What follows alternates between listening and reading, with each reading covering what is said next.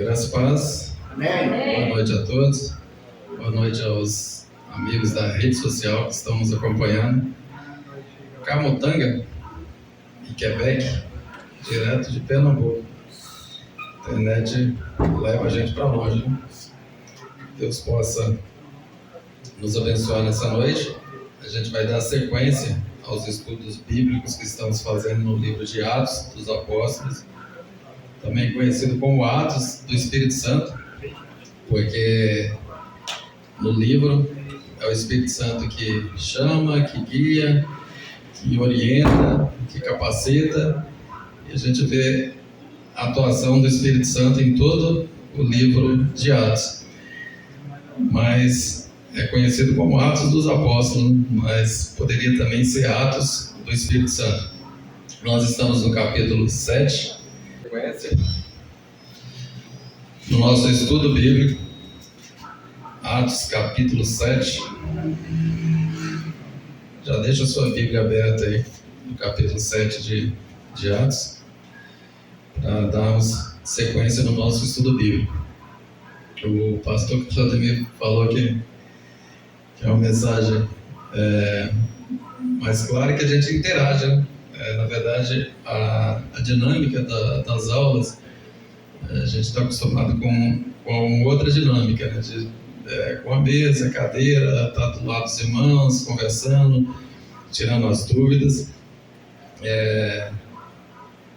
Dessa forma aqui, de fato, é um desafio, porque acaba sendo um monólogo, né? A gente já não tem interação. Mas caso você tenha alguma dúvida, no final do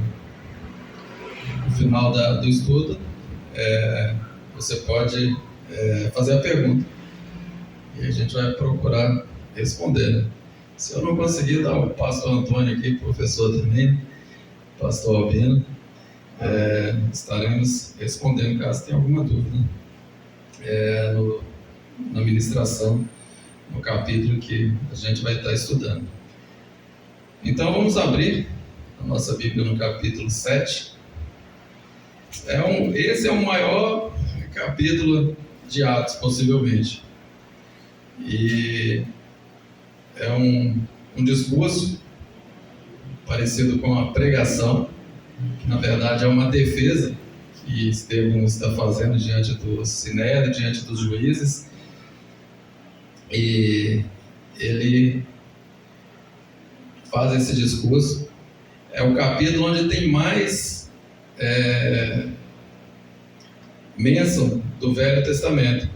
Não existe nenhum capítulo no Novo Testamento que faz tanta referência aos livros do Velho Testamento, a personagens do Velho Testamento como esse. Então, Estevão, ele vem lá de Abraão, quando Deus chama Abraão, vem narrando, vem fazendo a sua defesa. E, na verdade, na defesa ele acaba, na aplicação, ele narra os fatos e em seguida da aplicação, aí narra mais um pouco, torna da outra aplicação. E na aplicação acaba sendo um ataque aos juízes, ele compara eles com aqueles que mataram os profetas, que perseguiram os patriarcas, desde José, com inveja, com perseguição. E aí os juízes, os doutores da lei, eles naturalmente não gostam. E Estevão acaba sendo o primeiro mártir, o primeiro homem, irmão, a ser morto por causa do Evangelho no Novo Testamento. E a partir de Estevão, da morte de Estevão, o legado dele é muito forte, porque a partir da morte dele há uma dispersão, muitos irmãos saem, dispersos, e no caminho ele sai pregando, espalhando a semente. E aí há muita conversão a partir dali. E um dos doutores que estavam ali presentes no apedrejamento, chamado de jovem, mas devia ter por volta de 30 anos, mais de 30, porque para fazer parte você ser doutor no Sinédrio tinha que ter mais de 30 anos. Ele está ali na hora do apedrejamento, ele é o responsável ali, porque talvez ele era o único ali do Sinédrio. Ficam as capas daqueles que apedrejaram, ele guarda para apedrejar, e como usava a capa para não ter dificuldade. E aquilo ali impacta ele. Ele, no próximo capítulo, ele se converte e se torna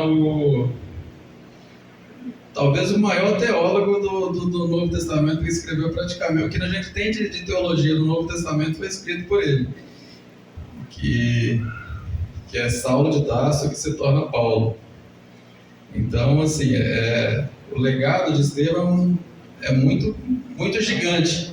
Embora o que a gente tem de Estevão está aqui no capítulo 6 e 7. O que a gente sabe sobre ele está aqui. E a gente, nesse estudo bíblico, a gente vai tentar falar das qualidades de Estevão, porque tinha que, para ser diácono, né, tinha que ter algumas atribuições. Ele tinha essas atribuições, a gente vai falar dessas atribuições que ele tinha. Um pouco do discurso dele é muito longo, eu não vou ler tudo, porque senão a gente não vai dar tempo em uma hora. Então, eu imagino que vocês já tenham lido em casa o capítulo 7. Quem não leu, leia, porque é uma aula, né, da história de Israel aqui. Apenas em um capítulo ele narra toda a história, ele faz um resumo e mostrando o seu grau de conhecimento, né? Era uma pessoa comum, estava no meio do povo, não fazia parte do colegiado apostólico, era a gente pode chamar de crente comum, né? Uma pessoa comum no meio do povo. E vocês se lembram, né, da aula anterior, no capítulo 6, a igreja já estava com quase 10 mil membros. Era uma igreja que começou com 120, na verdade começou com 12, né? Depois foi crescendo. No cenáculo ali, quando Jesus ascendeu aos céus, ali a última aparição de Jesus, vocês lembram que durante 40 dias após a ressurreição, Jesus apareceu, 40 dias, que é da Páscoa ao Pentecoste. E ali, da ascensão de Jesus ao dia que eles foram batizados, em Atos 2, foram 10 dias, e tinha 500, por volta de 500. A Bíblia, os números que é apresentados na Bíblia não são números arredondados, não são exatamente, porque a Bíblia não é um tratado de matemática, né? Então são números aproximados. Era quase 500, ou um pouco mais, um pouco menos. Desceram, havia 120. Talvez eles começaram a orar ali no cenáculo, e aí 10 dias, né, passa dias, um vai para casa, o outro fica cansado, enfim. Mas no dia de Pentecostes era quase 120. Estevão, por certo, esteve ali. Então você conta 3 anos, né, de 3 anos e meio do ministério de Jesus. Mas aqueles dias, então, podia-se dizer, né, pastor Albino, que era quase um novo convertido, né? Embora que venha de uma tradição judaica, que ele era de origem grega, mas era um judeu de origem grega, que é chamado de helenista. Então, conhecia muito. A gente vai ver aqui, além do conhecimento dele, ele é dotado de sabedoria. A gente vai ver também que a diferença entre sabedoria e conhecimento, que são duas coisas, parece ser sinônimo, mas não é a mesma coisa. E ele, muito capacitado. Houve aqui a igreja, o primeiro sermão de Pedro, no capítulo 3, quase 3 mil pessoas se convertem. Então a igreja já passa, e no capítulo 4 mais 2 mil, e aí vai vindo. E aqui já tinha quase 10 mil. Então a igreja cresceu muito, 12 apóstolos. E aí teve o primeiro desafio, né? Porque é chamado de murmuração, né? Reclamação. Porque vocês lembram no capítulo 5, Ananias e Safira, que a gente falou, né? Que quem tinha bens não era obrigação, mas como as pessoas, os irmãos, eles estavam no dia de Pentecostes, né? Que não era um dia, né? Ficava um período que acontecia a festa ali, e muitos se converteram, então eles permaneceram na cidade, e ali precisava sobreviver. Então a igreja, a pessoa que tinha bens, vendia propriedade, também estava aguardando Jesus naqueles dias ali também. E ali com esse recurso ia na alimentação, ajudava as viúvas, a cesta básica, dava dinheiro, e a igreja já estava muito grande. Imagina uma igreja de 7.000 pessoas. É uma igreja muito grande, né, pastor?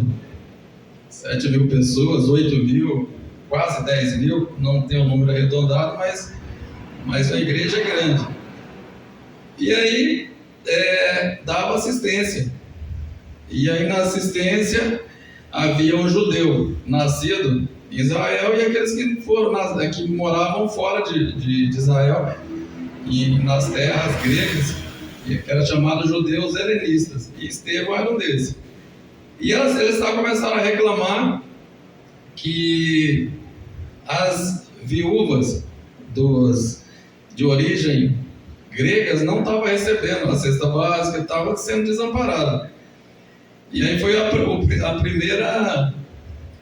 o primeiro problema da igreja. Porque a igreja, quando começa a crescer, os problemas também aumentam, né? Quando é a mesma coisa, você tem uma empresa pequenininha com 3 funcionários, ela tem um tipo de problema. Você tem 200, tem 2.000, na vida nossa também, né? O que maximiza tudo, né? Então, esse foi o primeiro desafio.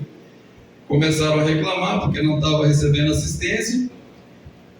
E essa reclamação, que a Bíblia chama de murmuração, chegou ao ouvido dos apóstolos, dos 12 apóstolos, e na verdade era uma distração, porque aquilo ali ia afetar a dinâmica da pregação. Porque se os apóstolos eles parassem para resolver aquilo ali, eles iam ter que diminuir na oração. Imagina você dar assistência numa igreja, não ter um número de viúvas, mas assim, 7.000, 8.000 pessoas, tanto de problemas assim, e questão da alimentação, não que não seja importante, mas eles não iam dedicar ao ensino, à pregação da palavra, à oração. E a gente vê no livro de Atos que a oração é a fonte do poder, né? Sem oração nada acontece. Aqui o Espírito Santo estava atuando, mas os irmãos estavam orando muito. E aí eles falaram, não, isso aí é uma distração. A gente precisa resolver, mas não tem como a gente se envolver diretamente. A gente precisa delegar pessoas que possam ajudar a resolver isso. A gente precisa manter o nosso foco na oração e na palavra. E aí falou lá, vocês escolhem 7 pessoas, e só que não são 7 pessoas comuns, pessoas que tenham que ter pelo menos 3 qualificações. Isso aí está no capítulo 6. E quais são essas qualificações? Você que está com a Bíblia aberta aí. Para ser no capítulo 6, versículo 4. Quais eram os requisitos para fazer parte? Boa reputação. É isso? Está escrito aí? Capítulo 6, versículo 4. Cheio do Espírito Santo e de... Oi? E de sabedoria. Fala alto. Fala alto, quais são os requisitos? Boa reputação, cheio do Espírito Santo e de sabedoria. Então esse era o requisito. Falou, vocês escolham aí, precisa ter esses requisitos. 7 homens com esses requisitos aqui. Aí eles escolheram 7 homens de origem grega, para compensar. A reclamação era das viúvas gregas. Falou, então escolhe 7 representantes de vocês, 7 homens de origem grega. escolheram 7 homens. A gente sabe que são 7 homens de origem grega por causa dos nomes aqui, né? Todos eles eram de origem grega, para recompensar essa reclamação. E aí funcionou, porque eles passaram a tomar conta daquilo. Isso eu estou dando um resumo para a gente tentar o contexto aqui, porque se a gente entrar direto no discurso aqui, pode ser que você fique perdido. E aí escolheram Estevão, que se destacou, Filipe se destacou, outro homem lá se destacou também, outro diácono, mas acabou se perdendo no caminho, no decorrer pelo menos a tradição fala que aquelas heresias que tinha numa das igrejas lá de Apocalipse pode ter partido dele. E aí escolheram esses 7 homens. Estevão estava no meio desses 7 homens. Quando a gente vai estudar a vida de Estevão, uma palavra que define bem Estevão, se for definir apenas com uma palavra, a palavra é cheio. Porque essa palavra é sempre usada para ele. Fala que ele é cheio de fé, cheio do Espírito Santo, cheio de sabedoria. Então ele tinha plenitude. Essa palavra cheio pode se definir Estevão. Cheio de perdão, cheio de piedade. Era um homem contagiante. Uma vida reta, irrepreensível. Então isso aí já vai nos dando a diretriz, né? Das qualidades desse homem de Deus. Porque às vezes, para fazer alguma coisa, a gente precisa estar cheio do Espírito Santo, cheio de Deus, né? E não adianta nada a gente estar cheio de diplomas, cheio de conhecimento. Se não estiver cheio do Espírito Santo, cheio de Deus, a mensagem não serve para nada, né? É apenas uma palestra. Mas ele, um homem cheio do Espírito Santo.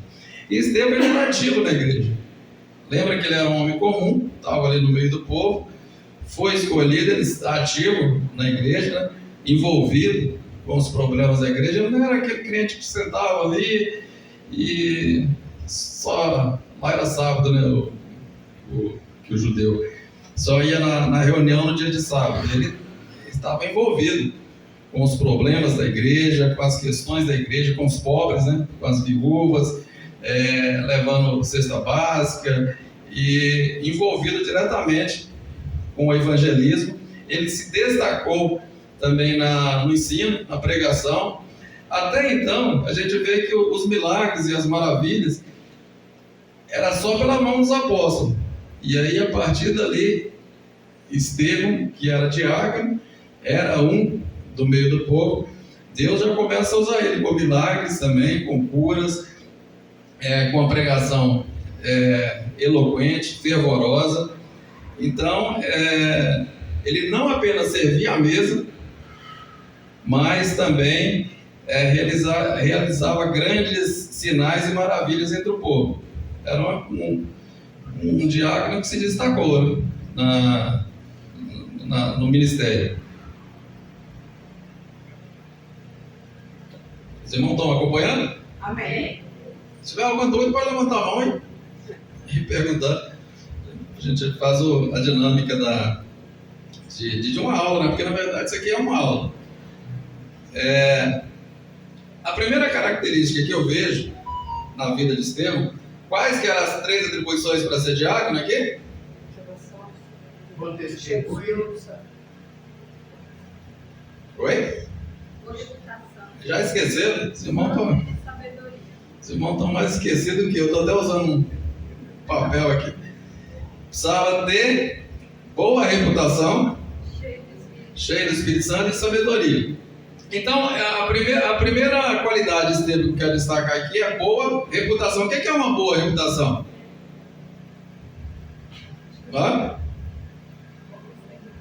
Um bom testemunho? Cumprir com a palavra. Oi? Cumprir com a palavra. Cumprir com a palavra. É aquele cabra que compra e fala, vou estar aí 8 horas da manhã. Deus fala, vou estar aí 8 horas da manhã. Você fica lá esperando o miserável, quando dá 10 da manhã, ele chega com os olhos cheios de remela. Já Estevão não, Estevão era um homem, ele tinha um bom testemunho, boa reputação. O que é uma boa reputação? É um bom conceito, é um homem íntegro, reto, é uma pessoa que tem um bom conceito, um bom caráter, é uma pessoa irrepreensível. É tanto que não encontrava nada na vida dele. Os judeus precisavam acusar ele de alguma coisa. Falou, a gente precisa eliminar esse camarada. E aí procuraram na vida dele, não encontraram nada. Aí o que fizeram? Vamos mentir, né? Arrumou uns cabras safados lá, falou, vocês vão lá, fala que ele estava falando isso, aquilo outro, e a gente elimina ele. Então, ele era uma pessoa de boa reputação. Porque a boa reputação é importante. É aquilo que a gente chama de testemunho, né, no nosso jargão evangélico, é a pessoa que tem testemunho, ou seja, ele tem vida cristã.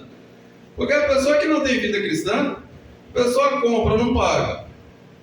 É mentiroso, não cumpre com os compromissos. Se Estevão fosse assim, a palavra dele, a pregação, isso tinha feito?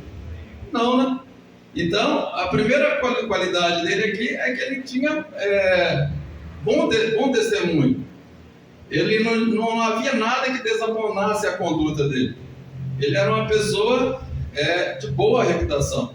Ou seja, o estilo de vida, é o caráter da pessoa, né? O estilo de vida da pessoa é irrepreensível. A gente não acha, você procura, é igual aqueles cometas que quando passa deixa o rastro, né? Você procura no rastro de Estevão, não encontrava nada que desabonasse ele. Ele era uma pessoa reta. No linguajar dos jovens, papo reto, né? Não fazia curva. E isso é importante. Boa reputação. Porque se não tiver boa reputação, a pessoa vê e fala, aquele irmão ali, aquilo ali é um cabra safado. E São Francisco de Assis, ele tinha uma frase que era interessante. Que era o seguinte, ele falava, prega o evangelho a todo tempo. Se necessário, use palavras. O que ele quis dizer com isso? Pregar o evangelho a todo tempo. Se necessário, use a palavra. Ou seja, pregar o evangelho no estilo de vida. A pessoa olha para ele e vê Jesus. Aqui quem olhava para Estevão aqui, via Jesus na vida dele. Inclusive, dá para a gente comparar a vida de Jesus com a vida de Estevão. Desde até a morte dele foi parecida. Perdoando os adversários. Então, quem queria ver Deus, quer ver como que é o Deus encarnado de Jesus, olha para ele. Então, pregar o evangelho com a vida. Então, porque senão a palavra fica vazia, né? Se eu tenho um tipo de vida e não tem coerência com o que eu prego, além de não ter efeito, né? Fica a palavra vazia, porque não vai, né? Então, Estevão, ele tinha boa reputação, ou seja, as pessoas olhavam para ele, tinha credibilidade, confiança. Fala, esse tem vida cristã. Então, a percepção que as outras pessoas têm da gente é muito importante, principalmente o líder, né? Ele ia ser um diácono, se tornou um evangelista, alguém que estava na frente. Então, quem está na frente precisa, no mínimo, ser exemplo para outros, né? Para que outros vejam, reflita Deus no caráter da pessoa. E Estevão, ele tinha isso. Ele pregava o evangelho, a gente vai ver mais adiante, né, que ele era um pregador, mas as ações dele iam adiante da palavra, porque a nossa atitude, o nosso estilo de vida tem que anteceder e adiante da pregação. Como foi com José, né? Lembra quando ele foi acusado lá pela mulher de Potifar? Potifar, ali ele tinha que receber pena capital, ser morto, mas Potifar conhecia ele, a integridade dele. E a mulher dele de Potifar não devia ser aquela coisa toda também. E ele só prende e deixa preso lá e está tudo certo. Porque por causa da vida, né? O estilo de vida do jovem José. Então é isso. Outra característica, as três qualidades dele: boa reputação, a outra cheia do Espírito Santo e de sabedoria. Sabedoria, ele era um homem cheio de sabedoria. E sabedoria e conhecimento não é a mesma coisa. Conhecimento é aquilo que eu adquiro, estudando, pesquisando. A sabedoria é como que eu aplico esse conhecimento da melhor forma possível, de uma forma justa, que todos sejam alcançados, abençoados. Então, a gente vai ver que ele tinha conhecimento, porque o conhecimento também é importante. Ele conhecia, no discurso dele aqui no capítulo 7, a gente vai ver que conhecimento era o que não faltava para ele, mas ele tinha sabedoria para aplicar o conhecimento. Então a gente tem que pedir para Deus sabedoria, né? Tiago fala, quem tem falta de sabedoria, peça a Deus, porque a sabedoria é uma qualidade muito importante. Ele era cheio de sabedoria. Ele falava, a pregação dele não é porque ele tinha um conhecimento refinado, mas a eloquência vinha dessa sabedoria, de saber aplicar aquilo ali no dia a dia, né? Resolver problemas, né? Então, a palavra não é o método humano, né? A pregação dele, de oratória, porque ele tem técnicas de oratória, por isso ele alcançava as multidões. Não, porque ele era cheio do Espírito Santo, o Espírito Santo capacitando ele com sabedoria. E a gente pode ver alguns exemplos na Bíblia, né? Daniel foi um homem sábio também, né? José, Salomão e outros homens que se destacaram com esse dom de sabedoria, que vai além do conhecimento. Cheio de sabedoria para tomar decisões, né, justas e prudentes. A pessoa capacitada para isso. Então, devemos pedir sabedoria a Deus. E Estevão era um homem também cheio de palavra.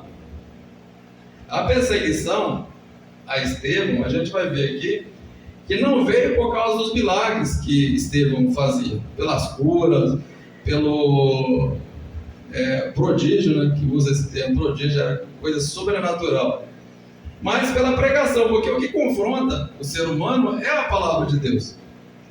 Não adianta a pessoa vir, a gente fica vendo às vezes na televisão esses apóstolos modernos, né? Umas curas que a gente... Bom, mas não existe para a palavra pregação, arrependimento, palavra, uma mensagem cristocêntrica, exaltando Jesus, mas é sempre exaltando aquele milagreiro, né?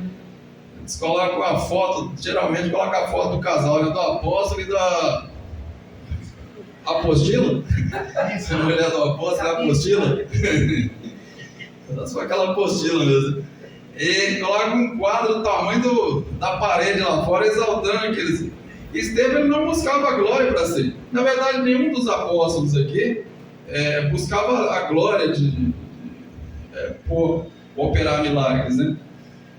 E a palavra, o que o diabo mais teme é a palavra de Deus, porque é a palavra que transforma, que confronta o ser humano, né? Quando você lê lá na Bíblia e aquilo ali te confronta, que o homem é um pecador, nós somos pecadores, estamos caminhando para o inferno, precisamos nos arrepender, voltar a nossa vida para Cristo.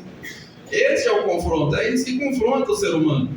E o diabo, a perseguição veio por isso mais por conta da pregação dele, porque a pregação dele incomodava, falando que Jesus era o Cristo, o Messias, o Salvador, que os judeus tinham rejeitado o Messias, como eles rejeitaram os profetas, como rejeitaram os pais dos patriarcas.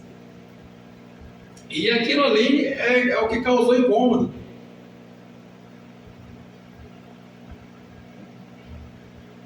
Então, o diabo não quer que as pessoas ouvem o Evangelho. E vocês lembram que no capítulo 6, da distração, que era para os apóstolos ficar envolvido com... Não que esse problema de cesta básica, de necessidade, seja... não tenha importância. Mas, primeiro, oração e ministério da palavra. Porque o diabo não quer que as pessoas ouvem o Evangelho. E vai criando os empecilhos, né, as distrações. E isso aí a gente vai se envolvendo com outras coisas. E a tecnologia de hoje é uma coisa que mais tem distração, né? Igual a irmã ali estava falando. Às vezes a gente não lê a Bíblia, porque a gente está com o celular o tempo todo na mão, mas você fala, vou ler aqui um pouco. Aí daqui a pouco começa a tocar, você já fica com aquela curiosidade, será que quem está falando alguma coisa aqui? Então, for orar, desliga o celular, afastar um pouquinho, isso é uma distração. E a gente, e Jesus falou, né? Entra no seu quarto, fecha a porta, e ali só você e Deus. Então, essa distração acaba nos afastando de Deus. E Estevão era cheio de sabedoria e cheio de fé. Fé, eu só estou na introdução ainda, mas até as 9 horas a gente acaba aqui, porque estou tentando resumir a pregação dele, depois a gente fala do desfecho e do legado de Estevão. Mas qualquer coisa eu acelero aqui, engato uma quinta aqui, sai cantando pneu e a gente já chega. Até daqui meia hora a gente acaba. Se vê alguém que está dormindo do seu lado aí, dá uma sacudida nele. Cheio de fé. Estevão era um homem cheio de fé. É a outra atribuição de Estevão. E o que é uma pessoa cheia de fé? Fé não é ser irresponsável. Fala, não, eu tenho muita fé, então vou comprar um carro que eu não posso pagar, vou alugar uma casa que eu não posso pagar. Fé não é ser irresponsável. Não é isso. Mas é acreditar, no meio das adversidades, acreditar que Deus, Ele tem o melhor para mim. Ele está nos guiando. E Ele vai orientando. Colocar o pé na água. Lembra de Moisés e o povo lá no deserto? Deus falou, atravessa o Mar Vermelho. E eles olharam para trás, os inimigos chegando, e nada do Mar Vermelho abrir, com o mar fechado mesmo. Quando eles colocaram o pé na água, quando molharam o pé, o mar se abriu. Então é colocar o pé na água, esperando que Deus vai fazer abrir o mar.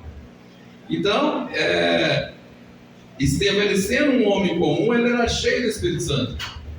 Cheio do Espírito Santo e cheio de fé. Então, a fé, ela se manifesta nas nossas vidas em momentos de dificuldades, que a gente tem que confiar, e aquilo ali acaba impactando outras pessoas. Mas Estevão também era um homem cheio de graça, que é outra atribuição para ser diácono. No versículo 8 do capítulo anterior fala isso. 6:8, você que está com a sua Bíblia aberta aí. Estevão cheio de fé, de poder, de graça e poder, cheio de graça e grandes sinais entre o povo. O que é uma pessoa cheia de graça? Uma vez eu perguntei, estava dando aula, perguntei qual que é o contrário de graça? Aí o irmão falou, é desgraça. O que é uma pessoa cheia de graça? Ele era contagiante, ele tinha um entusiasmo, tinha um fervor.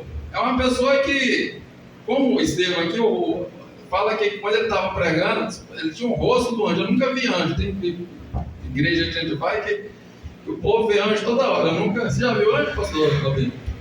Tem gente que vê anjo, você está tomando café, vê anjo, está sentado, um anjo ali. Usa da Bíblia que quando eu vi Daniel, esses homens que eram santos demais, quando eles viram, eles caíram desmaiados. Agora esse povo. Até anjo. Até anjo? Veio mais descendo uma espada, né? Então, você vê que esses homens aqui, Daniel, que andava próximo de Deus, eles desmaiavam quando viam. João, quando viu, quase. Agora as pessoas estão vendo anjo para todo quanto é lado, né? Mas fala que o Estevão, as pessoas olharam, o rosto dele brilhava. Fala que era como o rosto de um anjo. Eu não sei como que é o rosto de um anjo, mas Eu imagino que seja igual Moisés quando desceu do monte, né? Que a presença de Deus era tão intensa que o rosto dele chegava a brilhar. E um homem cheio de graça é assim, ele, aonde ele chegava, assim, contagiava o local, a graça divina, né? Então, ele era um homem que tinha o caráter moldado, ele era parecido com Deus, né?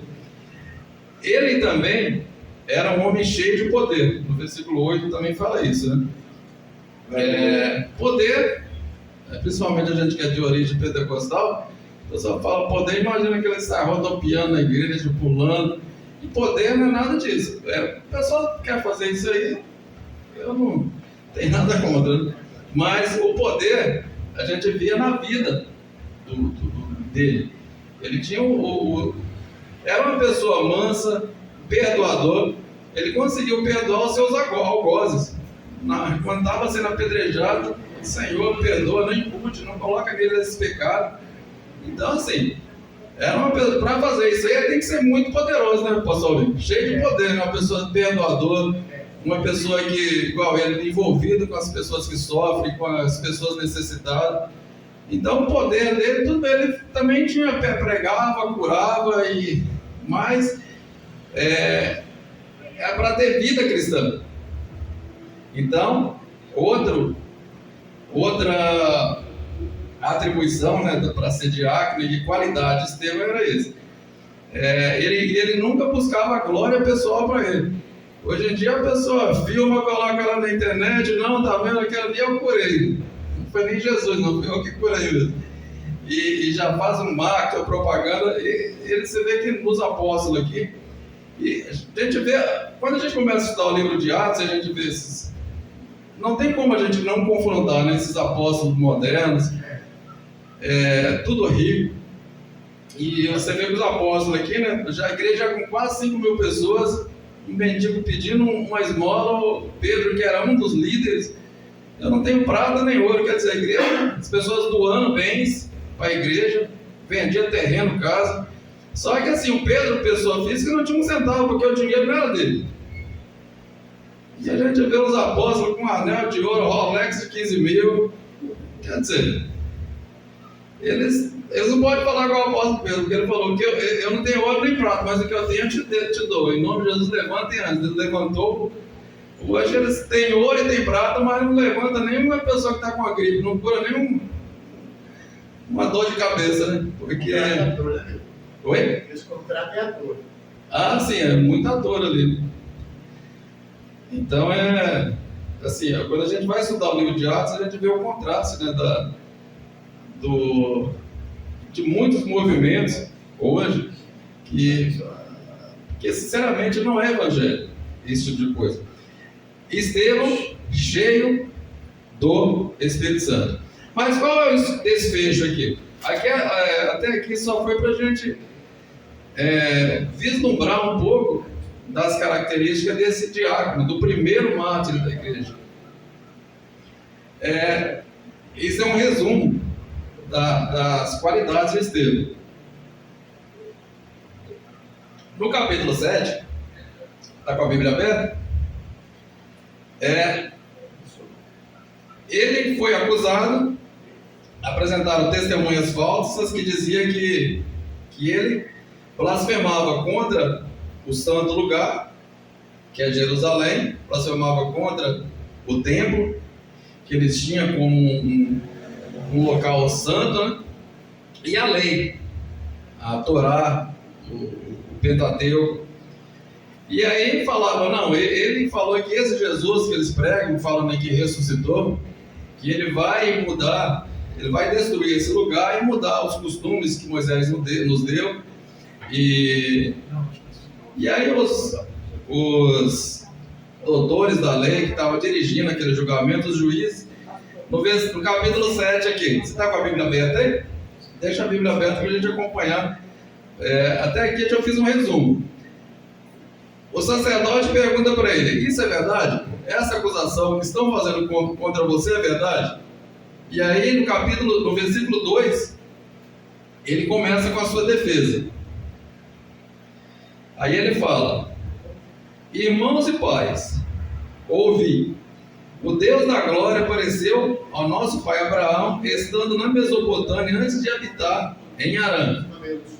E aí ele começa a falar desde Abraão, quando Abraão foi chamado, estando lá na Mesopotâmia, longe, e Deus apareceu para ele. Por que ele começa de Abraão e ele faz esse resumo?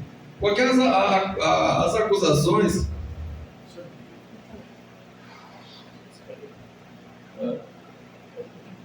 se quiser tirar você.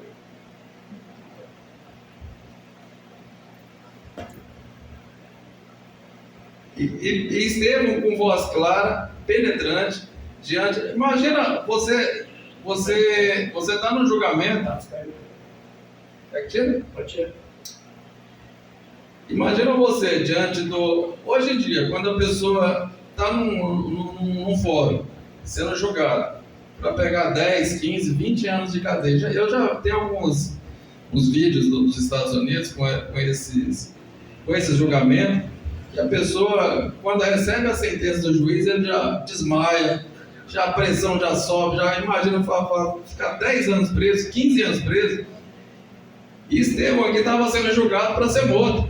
E a morte lá, a pena de morte era em seguida. A pessoa está sendo julgada aqui, no Sinédrio, deu a sentença de morte dele, não tem recurso. Olha, aqui já era o STF deles, o Sinédrio já era a Suprema Corte. Deu a sentença, já arrastava a pessoa para fora da cidade, o local do apedrejamento, que era uma ribanceira, pessoa alta, num lugar alto, jogava a pessoa já caía quase morto, e ali atirava pedra na pessoa. Então, Estevão aqui, sabendo que ele poderia ser morto em meia hora, ele com o rosto calmo, e ele começa o seu discurso com voz clara, firme, e começa, ele poderia chegar e falar isso que você falou, quando aqui no versículo 1, o juiz perguntou para ele, é isso que você falou? Ele fala, não, falaram que eu falei isso aí, mas eu não falei nada disso, vocês entenderam errado. Não, desculpa, né, dá um migué. Mas ele não, ele fala, é isso mesmo. E aí ele começa o discurso dele. E ele começa a falar de Abraão, que Deus apareceu a Abraão, ou seja, Deus não se limita ao templo, a Jerusalém. Deus apareceu lá na Mesopotâmia, na terra de idolatria. Ele fez milagres no deserto, que não é terra santa. Ele fez milagres lá no Egito. E aí ele começa a mostrar que Jesus de fato é o Messias. E ele cita aqui Moisés, quando Moisés fala que Deus levantará um outro profeta semelhante a mim, e esse vocês ouvirão, falando de Jesus, do Messias que viria. E ele faz a aplicação falando que vocês são de dura serviço, incircuncisos.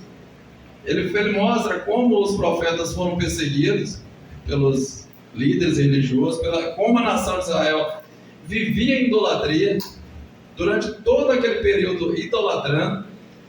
E ele faz a aplicação falando que vocês estão mostrando, estão fazendo a mesma coisa. E ali, no final do capítulo 7, que fala da morte, do apedrejamento de Estevão, fala que eles rangiam.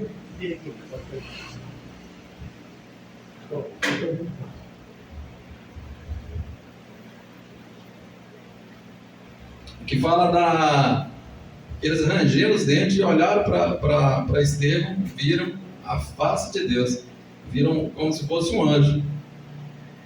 E Estevão, ele em nenhum momento ele titubeou, ele se manteve. Deus deu graça para ele, né? Ele era um homem cheio de graça, ele teve graça diante dos seus algozes. E no versículo 49, está com a sua Bíblia aberta? Sim. Qual que é a visão de Estevão? No céu e no teu trono Aliás, aí está falando quando ele usa ele está falando ele está fazendo a aplicação que Deus ele não habita em tempos, né? Que Deus falando que a pessoa, quando ele fala aqui de Salomão, né, que construiu o templo, e fala que Deus, quando viu aquilo, falou: não, eu habito no céu, a terra é o estrado do meu pé, como se fosse um tapete.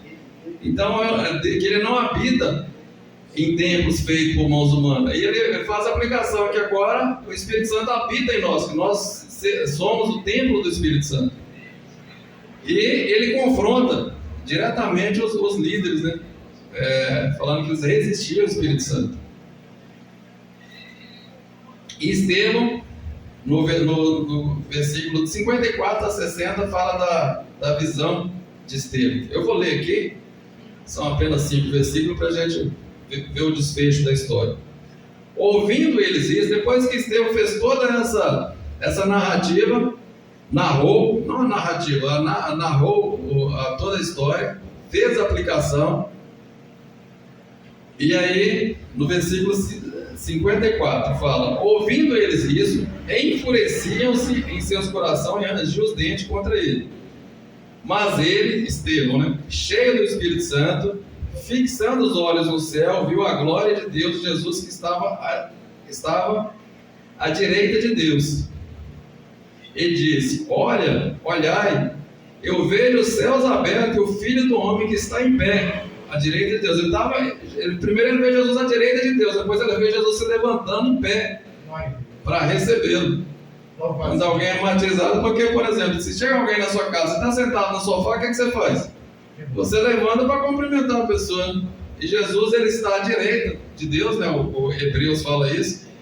Quando um cristão está chegando lá nas mansões celestiais, o que Jesus faz?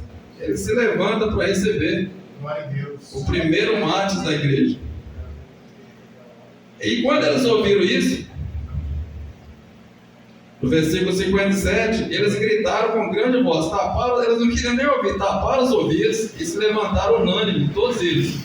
Expulsando da cidade, o apedrejaram. As testemunhas depuseram suas vestes aos pés de um jovem chamado Saulo. A partir do capítulo 4, você vai ouvir muito. Esse jovem aqui, na verdade, ele não era tão jovem, ele tinha mais de 30 anos, porque ele era já doutor, um dos representantes do Sinédrio. E esse cabra aqui, ele é um dos que estava ali apoiando a morte. E apedrejaram Estevão, que em oração dizia: Senhor Jesus, recebe o meu espírito. E pondo-se de joelho, clamou com grande voz: Senhor, não lhe imputes este pecado. Tendo dito isso, adormeceu. Então, Estevão, ele vê a glória de Deus, os céus abertos, e a condenação foi fora da cidade, porque julgaram ele dentro lá de Jerusalém, levaram para fora da cidade, local onde era apedrejado, e ali as pessoas que estavam ali tiraram as vestes, deixaram aos pés, ali aos cuidados de Saulo, que era talvez fosse o único do Sinédrio que foi até aquele local do apedrejamento. E a gente vai ver o legado de Estevão, né, que esse apedrejamento, essa imagem aqui do apedrejamento de Estevão vai ficar fixado na mente de Saulo, que no capítulo 9, no caminho de Damasco, ele vê Jesus, se converte e de perseguidor passa a ser perseguido. Estevão não sabia disso, a igreja também não sabia, mas assim, o legado de Estevão é enorme. Primeiro, Saulo, a conversão de Saulo, desse que era um perseguidor. A gente vai ver Saulo falando pelo menos em 2 ocasiões, falando de Estevão, porque aquilo ali de fato impactou a vida dele. E o sangue dos mártires, o Tertuliano, que foi um dos pais da igreja, ele fala que o sangue dos mártires era como semente, para a igreja, que brotava e gerava novos clientes, novos convertidos. E hoje em dia, você não sabe, no Brasil se prega à vontade, mas em alguns países da Palestina, países árabes, muçulmanos, ainda existem pessoas que morrem por pregar o Evangelho. E o martírio, a gente olhando aos olhos humanos, é uma coisa trágica, né? E como a gente estava falando aqui, confrontando, né, esse Evangelho que a gente, diluído, né, híbrido que se prega aqui no Brasil, se for comparar, imagina um pastor, um apóstolo hoje, com esse evangelho da prosperidade, de triunfo, que o crente ele não fica doente, ele não fica gripado, ele não pega dengue, ele não morre de Covid, que ele é cabeça, não é cauda, ele é o bonitão, e uma pessoa ser apedrejada e morto assim. Uma pessoa, eles vão falar o quê? Não tem fé, né? Você vê que assim, desvirtuaram o evangelho. Isso, infelizmente, isso não é evangelho. E Estevão, a morte dele foi um testemunho gigantesco. A partir dali, o evangelho saiu de Jerusalém, porque a partir daqui, muitos crentes eles saíram fugindo da cidade e saíram para outros locais, onde eles iam, eles saíam pregando o evangelho. E o evangelho se expandiu a partir daqui, da morte de Estevão. Então, é trágico a gente ver uma pessoa ser morta pelo evangelho. Mas para Deus é uma vitória extraordinária. Jesus levantou para receber Estevão. Então, é uma coisa muito, muito forte, né? O cristianismo, a igreja perseguida, a gente percebe aqui, os 3 primeiros séculos da igreja, que era a igreja perseguida, a igreja era uma igreja purificada. Tem um versículo da Bíblia, porque assim, tem versículo que você lê, se você não entender não ler a luz da história, você não entende. Por exemplo, tem um versículo que fala: ninguém fala que Jesus é Senhor, senão pelo Espírito Santo, o Espírito do Senhor. E aí você fala, mas como que assim, qualquer pessoa aí na rua pode falar que Jesus é Senhor? Hoje em dia sim, mas na época não, porque Senhor era um termo curios, poderoso, que era um título que era usado por imperador. Então, quando alguém falava que Jesus era Senhor, a pessoa estava falando: esse imperador aí, o César, ele não é nada, o Senhor é Jesus. E para a pessoa sustentar isso aí, ele tinha que sustentar pela sua vida. Imagina, fala: não vou te jogar lá na jaula lá com os leões, ou vamos te queimar numa fogueira. Repete esse negócio aí, que o César não é o Senhor, que Jesus que é o Senhor. Então, era só pelo Espírito Santo mesmo que a pessoa fazer isso. Hoje em dia não, qualquer um fala que Jesus é Senhor, né? Então, a igreja perseguida, até o 3º século, era uma igreja que crescia, que expandia. A partir de Constantino, que aí já se tornou a religião oficial, né? Aí pronto, aí qualquer um. E aí acabou com a igreja, começou a Era das Trevas, quando a igreja se misturou com o Estado. E hoje em dia a pessoa estava querendo fazer isso, né? Misturar a igreja com o Estado, vamos fazer um presidente aqui, vamos tomar conta do Congresso e vamos impor a nossa religião, os evangélicos que vai mandar agora. E isso não é evangelho, isso é religião. E religião de Constantino, né? Então, como Estevão manteve os olhos fixos em Jesus, nós devemos manter os nossos olhos fixos em Jesus para enfrentar qualquer situação. E o discurso de Estevão ele não teve tempo, na hora que ele foi chamado, ele foi arrastado para o Sinédrio, ele não teve tempo de falar: não, vou preparar um esboço aqui, pastor Albino. Foi tudo de improviso. Então, assim, quando há perseguição, é tudo assim. Então, por isso que a gente tem que conhecer a Bíblia, estudar, ler a Bíblia, conhecer. E tem até um texto que fala que nos finais do tempo, quando você for levado às autoridades, por conta de pregar o evangelho, que você não precisa se preocupar com o Espírito Santo, ele dará palavras, né? Só que ele dá a palavra de acordo com o que você conhece. Se você não tem entendimento, não lê a Bíblia, não conhece nada, por exemplo, eu não conheço nada de medicina. Como é que o Espírito Santo vai me fazer eu lembrar de uma coisa que eu não conheço? De engenharia.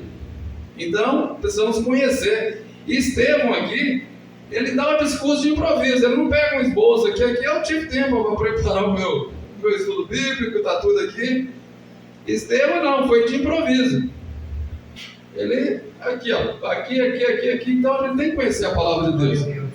E os crentes, antigamente, era chamado povo da Bíblia, né? Que andava com a Bíblia para baixo e para cima, lia a Bíblia. Hoje em dia não é o povo nem do versículo, né, pastor Antônio? Não conhece nada. Você pergunta as doutrinas alimentares da Bíblia, sobre o Espírito Santo, sobre Jesus, sobre a igreja. A pessoa não sabe nada. E por isso que é enganado por todos os ventos de doutrina, né? Porque não conhece nada. E a última característica, que só tem mais 5 minutos ali, é que Estevão foi um homem perdoador. O último ato de Estevão aqui foi orar pedindo que ele perdoasse aqueles que estavam apedrejando ele. E a coisa mais difícil que tem é perdoar. Não existe coisa mais difícil que tem do que perdoar. Existe, pastor Vitor? Eu não conheço. Pregar sobre perdão é a coisa mais fácil que tem, né, pastor Antônio? Porque você vai ver que referência, pega 1.500 referências, é a coisa mais fácil. Mas perdoar, principalmente a pessoa está te apedrejando, te esculachando, e você perdoa um miserável, você quer pegar as pedras e devolver, né? Mas Estevão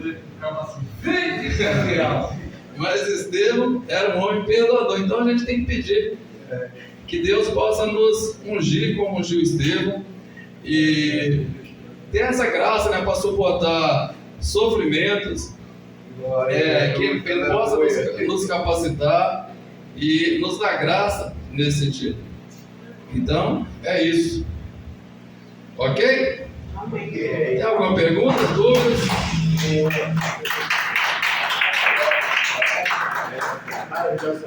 Pergunta muitas, dúvidas todas. Bom, se não tem perguntas, a gente vai encerrar o capítulo 7 hoje, de Asa. Próximo, estaremos no capítulo 8. Provavelmente eu estarei aqui no capítulo 9. Que aí já começa a falar de Saulo, né? A conversão. E que Deus possa vos abençoar.